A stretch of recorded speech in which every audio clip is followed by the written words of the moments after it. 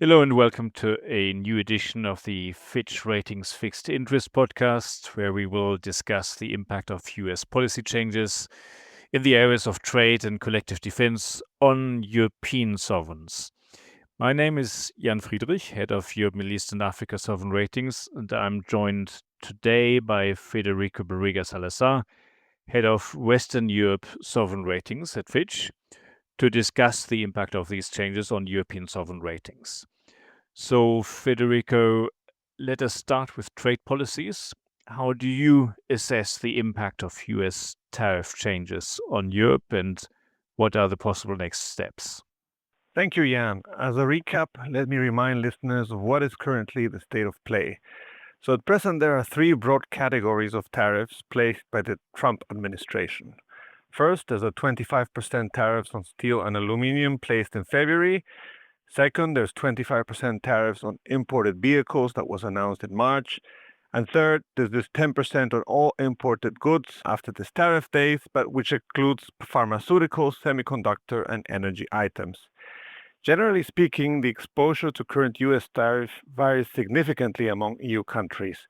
While tariffs on steel and aluminum don't have a large impact on any country in the region, tariffs on vehicles are much more significant for countries with large car manufacturing and part industries such as Germany, Italy, and the CEE. Tariffs on all imported goods impact those with higher share of exports to the US, with Germany and Italy again the most exposed of the large economies. Countries such as Ireland and Denmark have a significant exposure in areas such as pharma and could see a significant impact in the event that this sector is included in a further round of tariffs.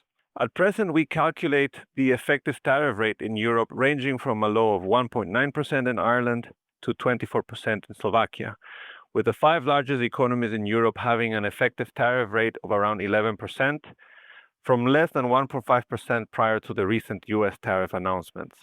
We assess that these measures, combined with rising global uncertainty and indirect effects of slowing US-China trade, will have an important effect on the European economies. Already in March, in our March CEO, we started to revise down growth in Europe given Trump policies. In our ad hoc global economic outlook published in April, which we undertook to take stock of the latest trade announcements, we revised down our Eurozone forecast even more by an additional 0.2 percentage points, meaning that we now estimate growth to be 0.6% this year, coming down from 0.9% in 2024. We have also revised our 2026 Eurozone growth forecast by 0.3 percentage points to now only 0.8. Fitch forecasts Germany's economy to contract by 0.1% in 2025, Italy to grow by 0.3%, France by 0.5%, and the UK by 1%. Only in Spain we forecast growth of 2.3%, again much stronger than in recent years to reflect the strong carryover and limited impact of direct tariffs. These forecasts are subject to significant uncertainty given changes to the scope, timeframe, and persistence of US tariff policies. Importantly, the EU has been very cautious in terms of announcing retaliation measures to prevent further weakening of economic conditions. At present, only modest retaliation measures have been announced in the context of the steel and aluminum tariffs. It is possible that further EU measures are announced, particularly the EU reimposes more punitive tariffs or on specific sectors, but the sense we have at the moment is that Europe would prefer to find a negotiated solution rather than escalate the trade conflict. Already, various governments in Europe have hinted that they can muddle through with the 10% universal tariffs and turn the page on the trade chapter. So, as you mentioned, growth will be quite weak. The impact of these tariffs will be significant. In policy terms, how is Europe reacting to these challenges, and is there potentially any upside? So the massive policy uncertainty from the recent US tariff policies has clearly put pressure on European policymakers to react, and this is beyond kind of the retaliatory measures. And some of them could potentially bring an improved outlook to Europe. So let me mention a few of them. So in the first place, the European Union is a trade heavyweight and could presumably play an important role in forging a multipolar trade world by maintaining relatively open trade and investment policies with various regions, let's say outside the US and China. The EU-Mercosur agreement is often mentioned in this regard, and in theory is an example that not all countries or regions are willing to follow a more protectionist stance. The problem here, of course, is that internal divisions with the EU on such agreements tends to persist, and thus far progress has been relatively slow. A second point worth highlighting is that the EU could take advantage of the external headwinds to implement long-standing structural policies to strengthen the bloc and make it more resilient. As we have noted in the past, Europe forges ahead in time of crisis, and this could be at the moment when member states and the Commission work to implement reforms, for example, to deepen the integration of the capital markets or renew investment drive in digitalization, infrastructure, etc. A third element, and I think it's important also, it's that individual countries could show more resilience to the shock without necessarily a coherent EU response. In countries like Italy, for example, there are already some lessons learned from previous trade dislocation. I'm talking about China 2 decades ago, with the country having a very diversified trade portfolio with low demand elasticities, which could suggest that the impact of US tariffs could be lower. Another important element is the German fiscal bazooka program, which could offset the rise in uncertainty not only in Germany but across the Eurozone. And interestingly, in recent days, we've seen the first batch of soft data, which do not really point to a collapse in domestic expectations since the announcement from the US. The last point I like to make is around the potential benefits to Europe if there's a fundamental weakening of trust in US institutions and the dollar in particular. Already we see that funding conditions for Europe have not deteriorated as a result of US events, and this includes an increase in US yields, and the euro at present has strengthened vis-à-vis the dollar. A more fundamental shift of risk perception towards the US could also potentially benefit Europe if the region is then seen as a safe haven, which then could have a positive spillover for funding and investment, although I have to say that at present it's very difficult to predict such an outcome. Thank you. So another important development has been around the US collective defense commitments and shifts in the US's geopolitical priorities. How does that affect Europe? Yeah, the second aspect and perhaps more fundamental shift in US relations has been heightened uncertainty among European countries, particularly those that are part of NATO, about the future US military support and involvement. It has become increasingly clear that the US is less intent in providing the same level of security guarantees as it has done in the last 8 decades.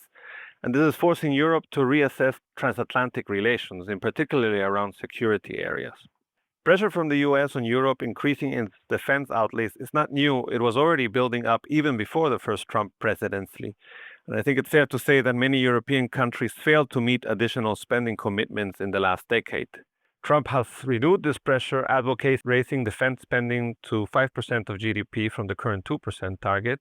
And incidentally, in 2023, only 10 out of 32 countries in NATO had reached the 2% target, rising to 23 in 2024, according to June preliminary data. But now the sense of urgency is much greater, with a large share of European countries discussing and pledging additional defense efforts in the last couple of weeks. In June, there will be a NATO summit, and we think that NATO spending targets will be increased to somewhat between 3 to 4% of GDP.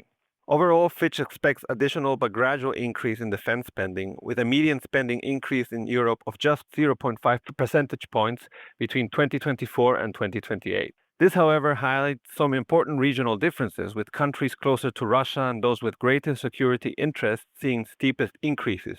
That is, the Baltics, the Nordics, and Germany. Countries where the perception is lower, for example, due to the distance or different political dynamics, but also those with higher debt or fiscal deficits are expected to raise defense spending more moderately or not at all.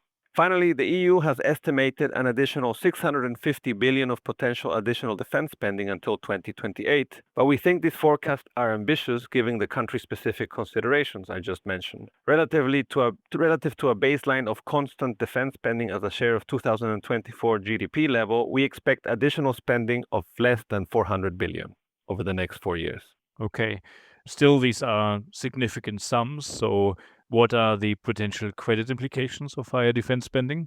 So after the various successive shocks we've seen in recent years, public finances are one of the key, if not the key driver for most of the region's sovereign ratings.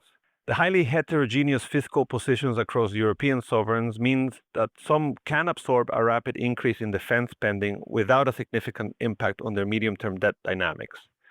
In general, we find that most of the countries with the fastest expected increases are highly rated, and in some cases with significant rating headroom. Denmark here is a case in point where we expect close to 2 percentage points increase in defense spending by 2028, the fastest in all of Europe. According to our calculations, based on a recent bottom-up report we published, we expect 7 sovereigns in the region to increase defense spending by more than 1 percentage point of GDP in 2024-2028, 14 countries to see an increase of 0.5 to 1 percentage points, and 11 countries with lower spending increases or no increases at all. We think that those countries with government debt close to or above 100% of GDP will be less willing to increase spending rapidly and in some cases might implement offsetting consolidation measures, as is the case of the UK. Overall, we don't think that the increase in defense spending will directly lead to rating changes over the short to medium term.